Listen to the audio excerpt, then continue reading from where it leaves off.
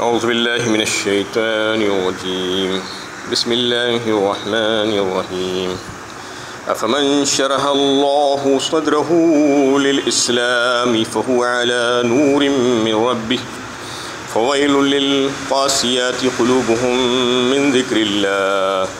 اولئک فی ضلال مبین۔ کیا وہ شخص جس کا سینہ اللہ تعالیٰ نے اسلام کے لیے کھول دیا ہو اور پھر وہ اپنے پروردگار کی طرف سے ایک نور پر ہو، کیا اس کے برابر ہو سکتا ہے جس کا سینہ تنگ کر دیا گیا ہو؟ بس بڑی خرابی ہے ان لوگوں کے لیے جن کے دل اللہ تعالیٰ کی نصیحت کے باوجود اور زیادہ سخت ہو گئے ہیں، وہ کھلی گمراہی میں پڑے ہوئے ہیں۔ یہ سورہ زمر کی 22ویں آیت ہے۔ پچھلی آیت میں اللہ تعالیٰ نے بارش کے نظام، آسمان سے بارش برسانا، جو ایک بہت بڑی نعمت ہے، ایک انسان کی ضرورات میں سے ایک ہے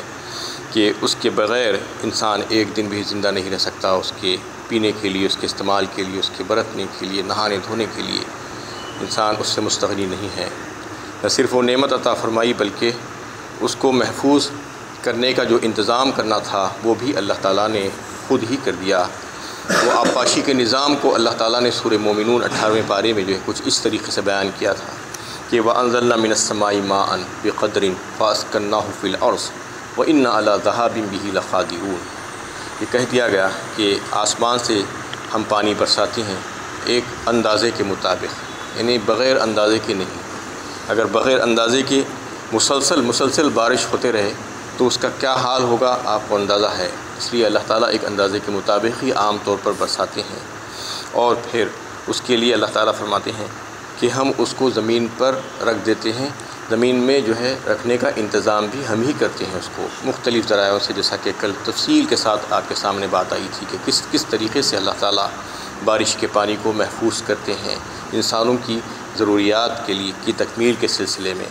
اور پھر فرماتے ہیں اسی میں کہ اگر ہم اس کو لے کر چلے جائیں تو پھر کوئی نہیں جو اس کو واپس لا سکے۔ یعنی اللہ تعالیٰ کی شان ہے کہ وہ اللہ تعالیٰ اپنے بندوں کی ضروریات کا اتنا لحاظ کرتے ہیں کہ ان کے سال بھر کی پانی کی جو ضروریات ہے اس کو برسا کر اس کو محفوظ بھی کر دیتے ہیں۔ یہ اللہ تعالیٰ اپنی جو ہے اس نعمت کا تذکرہ فرما رہے ہیں۔ اور پھر وہی آیت میں اللہ تعالیٰ نے اس بات کو بھی ظاہر فرمایا تھا کہ اس کے ذریعے سے ہم زمین سے مختلف قسم کے انواع و اقسام کے نباتات، رنگ برنگے جوڑے پیدا کرتے ہیں، اور پھر اس کے وہ انسانی ضروریات کے کام آتے ہیں۔ اس کو مثال دینے کے لیے ایک تشبیہ کے طور پر بھی پیش کیا گیا تھا کہ انسانی زندگی بھی بالکل ایسی ہی ہے، جیسا کہ بارش برستی ہے تو زمین سے نباتات اگ آتے ہیں اور لہلہانے لگتے ہیں، اور پھر ایک وقت آتا ہے کہ وہ زرد پڑ جاتی ہیں، اور پھر ایک وقت وہ چورا چورا ہو جاتی ہیں۔ اس سے جو سمجھدار قسم کے لوگ ہیں، جو عقل مند، اس سے مثال لیتے ہیں اپنی زندگیوں کے لیے کہ ہمارا حال بھی کچھ ایسا ہی ہے، اس سے ملتا جلتا ہے کہ ہم کو جو ہے اللہ تعالیٰ نے پیدا فرمایا، اس کے بعد ہم جوان ہوئے اور خوب طاقتور ہوئے، اس کے بعد ایک دن ہمیں مر کر یہاں سے چلا جانا ہے۔ یہ مثال ہے انسان کی زندگی کی، اس کی جو ہے تشبیہ اللہ تعالیٰ نے دی تھی۔ اب اس آیت میں ایک خاص بات کی طرف اللہ تعالیٰ نے اشارہ کیا کہ اللہ تعالیٰ جس شخص کا سینہ کھول دیتے ہیں اسلام کے لیے، یعنی کیا وہ شخص برابر ہو سکتا ہے اس کے جس کے پاس اپنے پروردگار کی طرف سے نور بصیرت ہو، اسلام کے لیے اس کا سینہ کھول دیا گیا ہو، اور اس کے برخلاف وہ انسان جس کا سینہ تنگ کر دیا گیا ہو اور جو اسلام کے لیے سخت ہو اور جو گمراہی میں یعنی گمراہی کے اندھیریوں میں بھٹک رہا ہو، وہ دونوں برابر نہیں ہو سکتے۔ یہ اللہ تعالیٰ اس میں بتانا چاہ رہے ہیں۔ اصل میں شرح کسے کہتے ہیں؟ شرح کہتے ہیں یعنی پھیلا دینے کو، وسیع کر دینے کو، کھول دینے کو شرح کہتے ہیں۔ تشریح جسے کہا جاتا ہے، کوئی بھی کتاب کی تشریح، قرآن کی تشریح یا کوئی مضمون کی تشریح، اس کو پھیلا دینا، کھول دینا، سمجھانے کے لیے کھولا جاتا ہے۔ ویسا ہی اللہ تعالیٰ سینوں کو کھولتے ہیں اسلام کے لیے اپنے مخصوص بندوں کے۔ تو اس میں شرح صدر جو آیا ہے، شرح صدر کا مطلب قلب کی وسعت، قلب کو کھول دینا۔ اس کا مطلب یہ ہے کہ قلب میں وہ استطاعت موجود ہو، پھر اس کے بعد اس میں آیات الہیہ میں جو کائنات میں، جو آفاق میں جو نشانیاں اللہ تعالیٰ کی بے شمار پھیلی ہوئی ہیں، زمین و آسمان، سورج و چاند اور ستارے اور دیگر مخلوقات،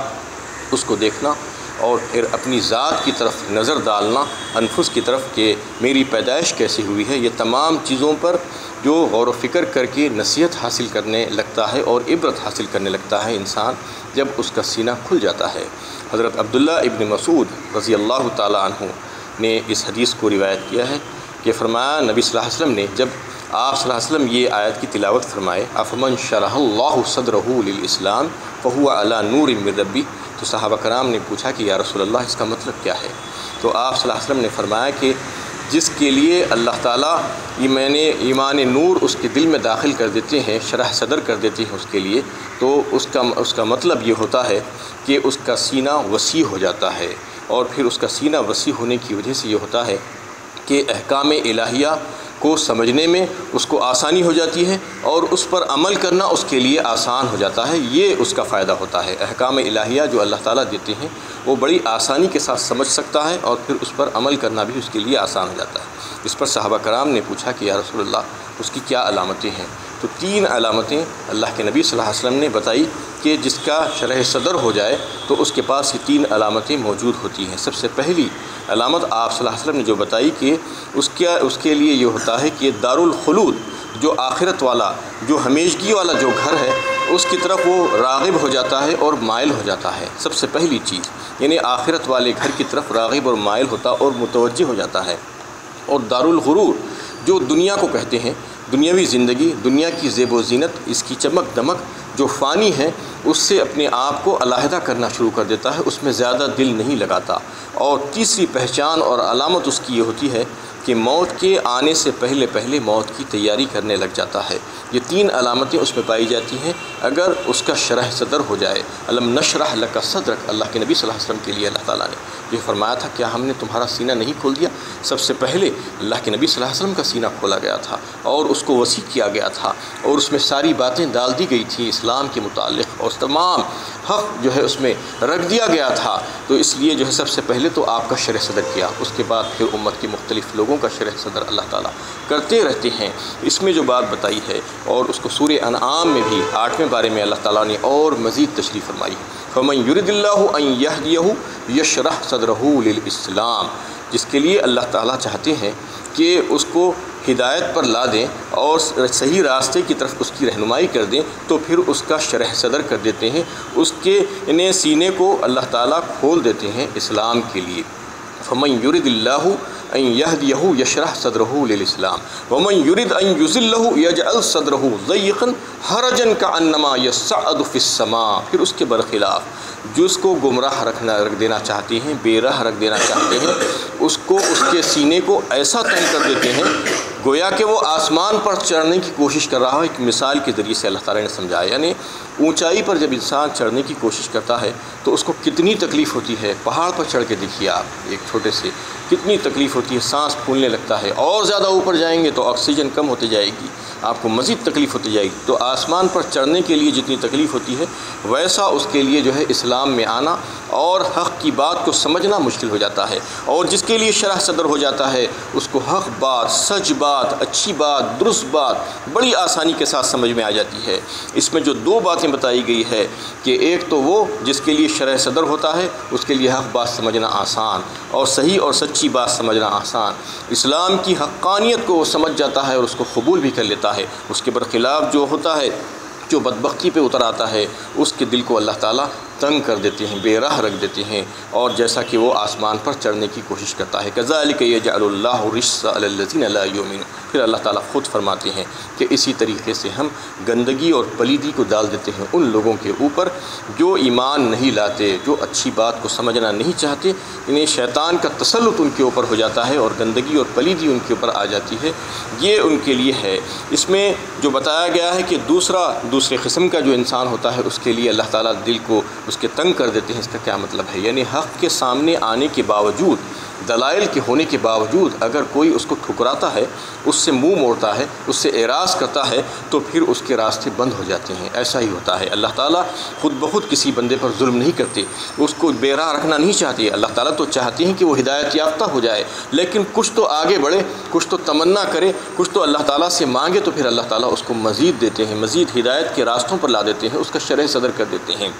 بہت سے لوگ دنیا میں آپ دیکھتے ہیں کہ حق سامنے آتا ہے لیکن حق سے مقابلہ کرتے ہیں، ضد اور ہردرمی تکبر کی وجہ سے اس کو قبول کرنا نہیں چاہتے اور دنیاوی زندگی میں مگن اور مست رہتے ہیں، ایسا سمجھتے ہیں کہ بس یہی حیات ہماری ہے اور اس میں جو چاہے کر لو۔ ایسا کرنے والوں کے لیے بڑی بری خبر ہے اس میں اللہ تعالیٰ جو فرما رہے ہیں۔ اور پھر ہم سب کو اپنا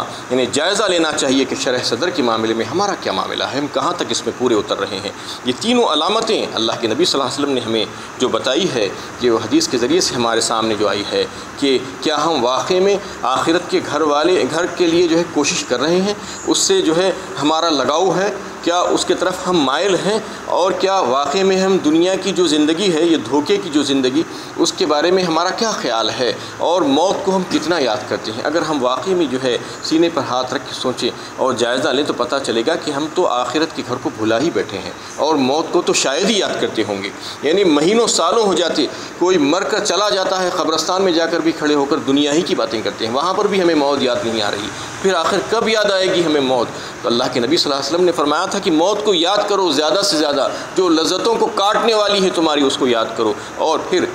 جو آخرت والی زندگی ہے وہ دائمی زندگی ہے، ہمیشگی کی زندگی ہے، اس کے لیے تم کوشش کرو، اس کی طرف اپنے دل کو لگاؤ اور مائل کرو اور راغب ہو جاؤ اس کی طرف۔ لیکن ہم جو ہے اپنی 24 گھنٹے کا اگر جائزہ لیں تو پتہ چلے گا کہ ہم 1 گھنٹہ آدھا گھنٹہ بھی اس کی فکر میں نہیں لگاتے ہیں، بس دنیا ہی دنیا ہماری پیش نظر ہے۔ تو یہ سمجھ لینا چاہیے کہ ہمارا شرح صدر نہیں ہوا ہے۔ اگر ہم یہ چاہتے ہیں کہ اللہ تعالیٰ ہمارا شرح صدر کر دے، ہمارا سینہ اسلام کے لیے کھول دے، تو پھر ہم کو جو ہے اس سے رغبت کرنا ہوگا اور اللہ سے مانگنا ہوگا، تو پھر انشاءاللہ اللہ تعالیٰ وہ دینے کے لیے تیار ہے، جیسا کہ اپنے دوسرے بندوں کو اللہ تعالیٰ نے شرح صدر عطا فرمایا۔ اور پھر فرما دیا گیا کہ اس کے بعد اللہ نزل احسن الحدیث کتابا متشابہا مثانیہ تقشعر منہ جلود الذین یخشون ربهم ثم تلین جلودهم وقلوبهم الى ذکر اللہ ذلک ھدی اللہ یہدی بہ من یشاء ومن یضلل اللہ فما لہ من ہاد۔ اللہ تعالیٰ نے نہایت ہی عمدہ کلام نازل فرمایا ہے، ایک ایسی کتاب جس کے تمام اجزاء ملتے جلتے ہیں، اور اسے سن کر ان لوگوں کے رونگٹے کھڑے ہو جاتے ہیں جو اپنے پروردگار سے ڈرتے ہیں، پھر ان کے جسم اور دل نرم و گداز ہو کر ذکر الہی کی طرف مائل ہو جاتے ہیں۔ یہ اللہ تعالیٰ کی ہدایت ہے، جسے چاہتے ہیں ہدایت سے سرفراز فرماتے ہیں، اور جس کسی کو اللہ تعالیٰ گمراہی میں پڑا رہنا دیں پھر اس کو کوئی ہدایت دینے والا نہیں۔ پھر لوگوں کی ہدایت کے لیے اللہ تعالیٰ نے بہترین سامان پیدا فرمائے، ایسے نہیں چھوڑ دیا کہ شیطان پیچھے پڑ گیا ہے اور شیطان کی بات کو سن لو اور اپنی زندگی گزار لو، نہیں، شیطان تو ایک آزمائش کے لیے ہے۔ نبیوں کو بھی بھیجا اللہ تعالیٰ نے، پیغمبروں کو بھیجا، ہدایت دے کر بھیجا، ان کو ہدایت کا راستہ دکھانے کے لیے آسمانی کتابیں نازل کی گئی،